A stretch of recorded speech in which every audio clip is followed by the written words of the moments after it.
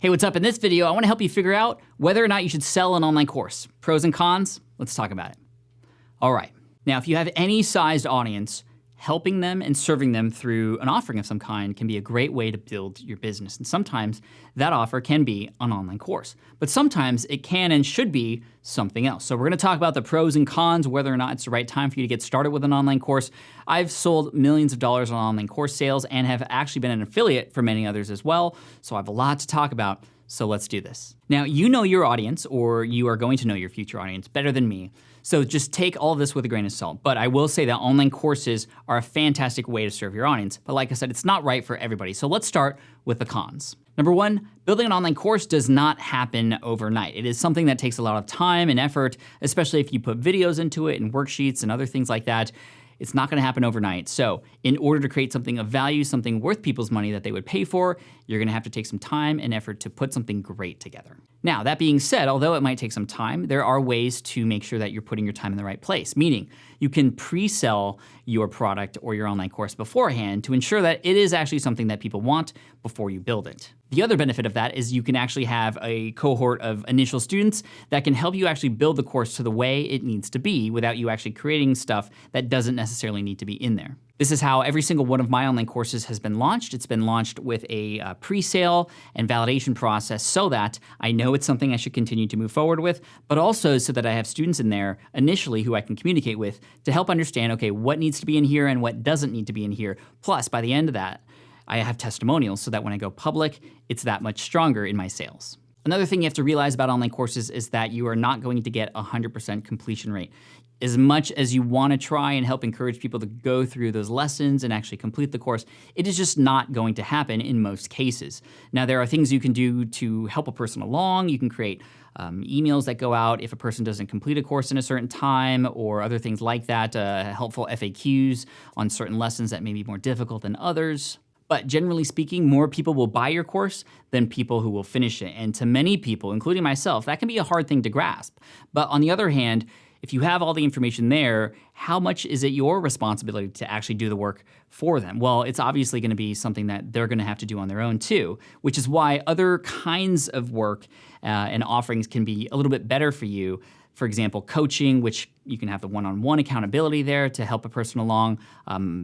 Books, which are a little bit easier to consume on the go, those kinds of things can be different offerings that can help a person through the same process. But I will say, teaching an online course has been great because although I haven't had 100% completion rate and hardly anybody has, you are going to see results because of the way that that content is structured, as opposed to something that you might offer for free on a YouTube channel or even for free on a blog post series. Having a person pay for a course has them have some skin in the game, so they will be actually more likely to complete it. So even though the completion rate of your course won't be 100%, it's definitely gonna be higher than all the free stuff that you are promoting because people get it for free, they're likely not gonna take any action at all, at least for most people. And finally, the other thing to realize with online courses is that you wanna make sure that they stay relevant. So things change over time. For instance, I have a course called Power Up Podcasting where I teach people how to start podcasting. I'll put a link to it down below so you can sign up for my upcoming free training related to that.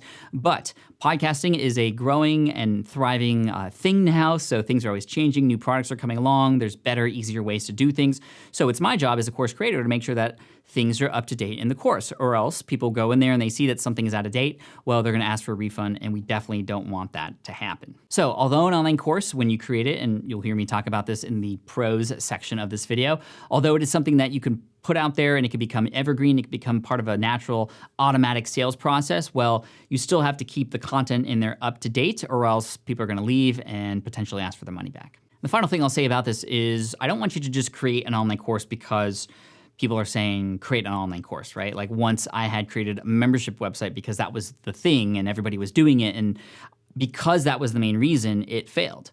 You wanna do an online course because you know it is something that can help serve your audience, because it is something that you could put together that you know is gonna be of value and that will help you with all these pros that I'm about to share with you right now. First pro with building an online course is obviously become something that you could sell and offer to people. Now, you might wanna even create or think about creating a free course, which can help bring people in, build your email list, give them a little bit of value, small wins, that thus then leads them into a bigger course or a premium program or a coaching program or other products that you might have. So whether it's a paid course or a free course, it can still help you in your bottom line. But there's obviously many more benefits than just the money. And again, the money should just be a byproduct of how well you serve your audience. But another cool byproduct of serving your audience with something like an online course is that you're gonna build authority in the space that you're in. Not everybody in the same space you're in has an online course. So by you having one, it shows that, wow, you're actually teaching this stuff. You have something sort of value there. Even if a person doesn't buy from you, they're gonna be more likely to pay attention to what you have to offer, whether it's free or paid, because you have something like that for sale. Very similar to why a lot of people create books and write books, because it actually adds to their authority and the trust that they can have with their audience. Online courses do the very same thing. Now, one of the major benefits of creating an online course is that unlike coaching, unlike even group coaching, you can serve a lot more people in a short period of time. Yes, you're gonna have to devote some time up front to create the thing and then sell it, but once you have that course created, it can be something that you can sell over and over again to an unlimited amount of people, essentially. It becomes a very scalable offer. A lot of people like to take their coaching services and take them and turn them into an online course for people who can't afford their one-to-one coaching services. It becomes a great solution for those who can't afford those higher level programs, but you're still able to teach them and give a taste of what it might be like to work with you with something like an online course. In addition to serving more people in that way, which is great, and the more people you serve, the more rewards you'll get, you can automate the process. You can turn it into something that can be sold in an evergreen manner, and obviously the way that you teach is through the lessons that you've already pre-recorded in there. So again, it can be automated and add to the passive income that you have in your overall business model. In addition to that, there might be opportunities for you to also include affiliates in this program as well. For example, in my Power Up Podcasting program, I mentioned microphones and other pieces of software and other programs that can help take a person's podcast to the next level.